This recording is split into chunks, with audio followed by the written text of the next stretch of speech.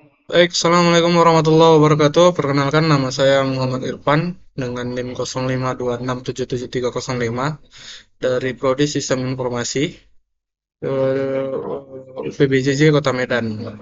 Pada video kali ini saya akan menjelaskan tugas praktik 2 mata kuliah jaringan komputer, yaitu menunjukkan 20 perintah, command prompt, tampilkan perintah, hasil yang muncul, dan penjelasan singkat.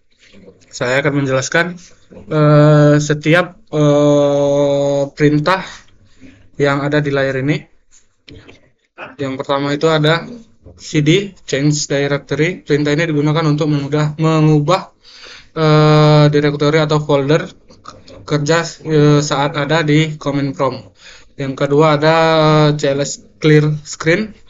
Perintah ini digunakan untuk membersihkan semua teks yang ada di layar command prompt sehingga membuat tampilan menjadi lebih bersih. Yang ketiga ada CLS, garis miring tanda tanya, menampilkan sebuah informasi bantuan dan sintaks atau cara penggunaan untuk perintah CLS. Sebagian besar seperintah di CMD, opsi tanda tanya untuk bantuan. Yang keempat ada dir atau directory. Directory ini berfungsi untuk menampilkan informasi bantuan ya dan informasi bantuan dan sintaks untuk perintah directory. Perintah directory sendiri digunakan untuk menampilkan daftar file eh, dan subdirectory dalam directory saat ini. Yang kelima ada IP config. IP config ini menampilkan informasi konfigurasi jaringan dasar untuk semua adapter jaringan di komputer, termasuk alamat IP, subnet mask, dan default gateway. Yang keenam ada IP config untuk all IP configuration.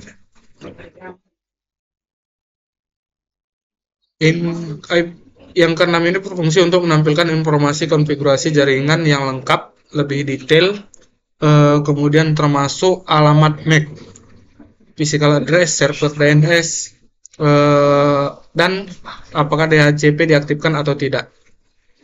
Yang ketujuh ada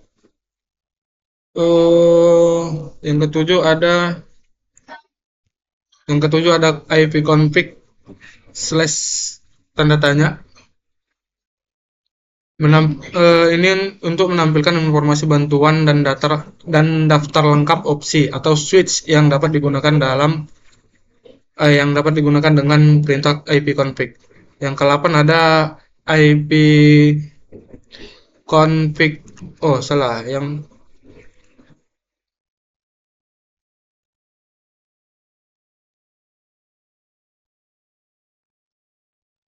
ter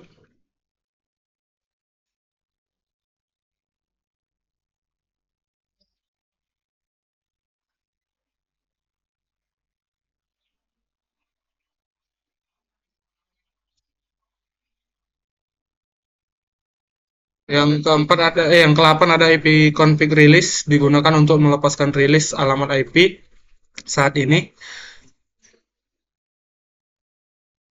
yang disewakan dari server DHCP atau Dynamic Host Configuration Protocol untuk membuat adapter jaringan kehilangan alamat IP-nya. Yang ke-9 ada IP config renew, digunakan untuk meminta kembali alamat IP baru dari server DHCP untuk adapter jaringan yang sering digunakan atau dirilis. Yang ke-10 ada IP config display DNS atau IP configuration display DNS. IP config ini menampilkan konten dari cache DNS resolver lokal.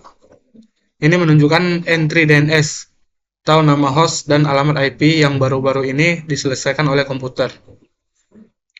Yang ke-11 ada IP config flush DNS. atau Flush DNS yang berfungsi untuk membersihkan dan mereset konten cache DNS resolver dan berguna jika Anda mengalami masalah dalam mengakses situs web setelah perubahan DNS. Yang ke-12 ada ini IP, sebentar, dia keluar dari servernya. Yang ke-12 ada IP register IP configuration atau register DNS. Ini berfungsi untuk memperbarui semua DHCP dan mendaftarkan ulang nama DNS. Yang ke-13 ada ping. Ping digunakan untuk menguji konektivitas antara dua host atau komputer atau server di jaringan IP. Perintah ini mengirimkan paket ICMP atau Internet Control Message Protocol, echo request, dan menunggu echo replay, lalu menampilkan waktu respon. Yang ke-15 ada ini yang ke-14. Yang ke-14 ada netstat atau network statistik. Ini berfungsi untuk menampilkan statistik jaringan atau network statistik, termasuk koneksi jaringan aktif, masuk dan keluar, tabel routing, dan berbagai antarmuka jaringan. Yang ke-15 ada trace atau traceroute, berfungsi untuk melacak jalur atau rute yang dilalui paket data dari komputer Anda ke tujuan, misalnya sebuah situs web. Hal ini untuk menunjukkan setiap router atau hop yang dilewati dan waktu yang dibutuhkan untuk mencapai setiap hop. Kemudian yang ke-16 ada ping. Ping ini berfungsi untuk menggabungkan fungsi ping dan trace. Perintah ini digunakan untuk menampilkan jalur dan memberikan analisis kehilangan paket atau paket loss dan latensi atau keterlambatan pada setiap hop di sepanjang jalur tersebut selama periode waktu tertentu.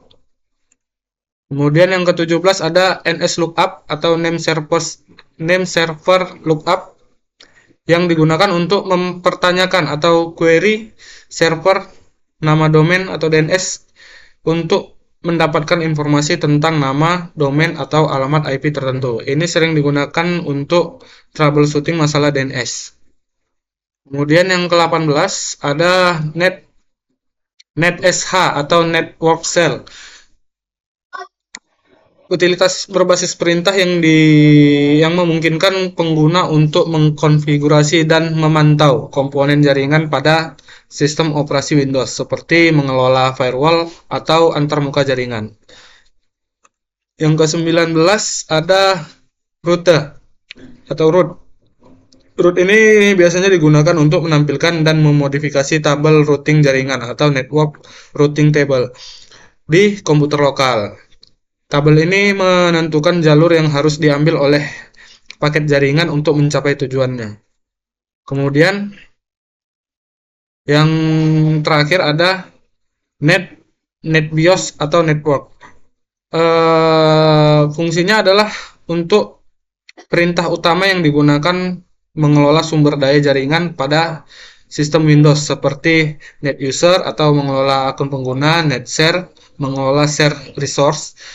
Kemudian ada NetStart memulai layanan atau service. Yang kemudian ada NetView menampilkan komputer lain di jaringan.